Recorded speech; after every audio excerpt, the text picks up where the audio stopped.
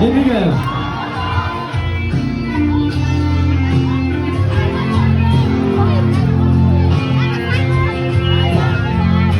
Rồi có câu cứ lên hoa lên hết đời rồi.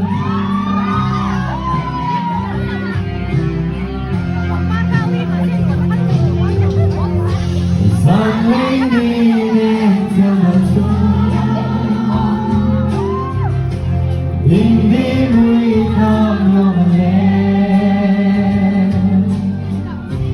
Zengyan mo kang candila Ikot sa morin sa Buntag yung butoy ng tanaki Yang tawag may tao Hindi ka kaya Doon na binigyan ng pagkiliyahan Sunay ngiti at ibang aywan Doon biyang sunay zona Doon hindi ka kaya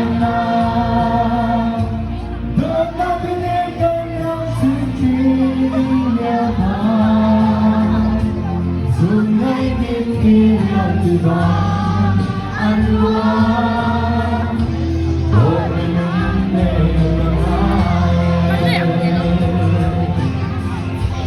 Don't have to come to fix something Lumbil din kasatang QC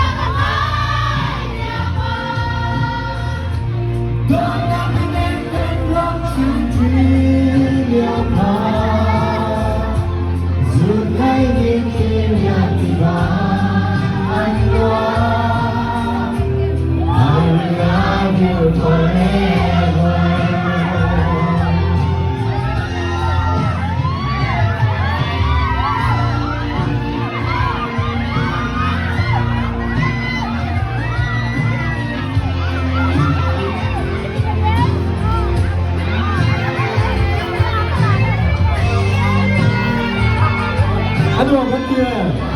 Nah, kalau saya kan dia sayang. Don't have to come to fix something. Don't kill them, cause I don't feel sick. Don't turn up yang something. Mereka come to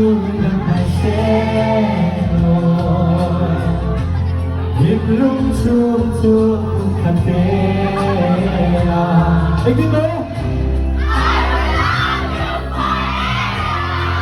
Nggak boleh, nggak boleh Don't tinggi takkan hanya Don't kabinetkan yang pagi Sungai tinggi yang tiba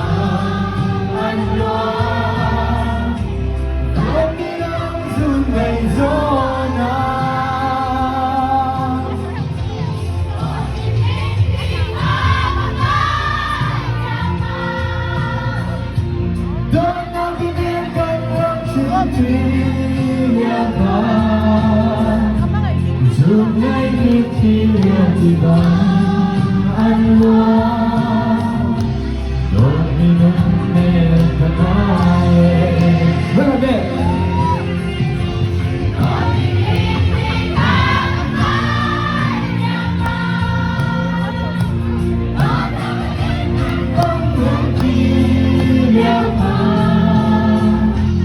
Sungai mikir yang tiba anwa